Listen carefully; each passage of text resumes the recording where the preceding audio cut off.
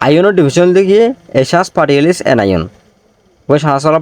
particle বারে কি হইলে আয়ন মূল্য অন্তত অতর খেট আয়ন আছে এন আয়ন আছে খেট আয়ন কলে positive charge ion anion কলে নেগেটিভ চার্জ আয়ন তো অন্তলে positive charge ion cation বনিয়ে দে ইলেকট্রন কলরে লস করিয়ে দি আর তো এন আয়ন বনাতে আছে ইলেকট্রন কলরে জ্ঞান করিয়ে দি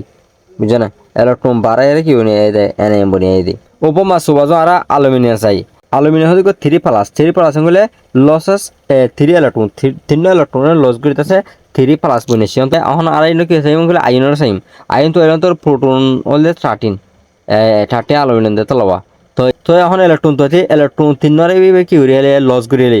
লস থ্রি ইলেকট্রন তো ইলেকট্রন লস করে যদি আর তুলে করি লিখিলে 10 দি 13 তো 3 যাইলে 8 10 ইয়া বাদে নম্বর নিউট্রন লাগে দিলে মাস নম্বর তো আছে অ্যাটমিক নম্বর কি হলে নগর হেলালি বানিয়ে যাবো 14 বানিয়ে আগে বুঝছে না তো নিলে অক্সিজেনের কাছে অক্সিজেন হতে গা -2 অন্তলে দুয়া ইলেকট্রনের জ্ঞান করিয়ে কি বনিয়ে দিয়া -2 হয়ে দিই 5 নম্বর 16 অ্যাটমিক নম্বর হল 8 অন্তলে নম্বর প্রোটন হল 8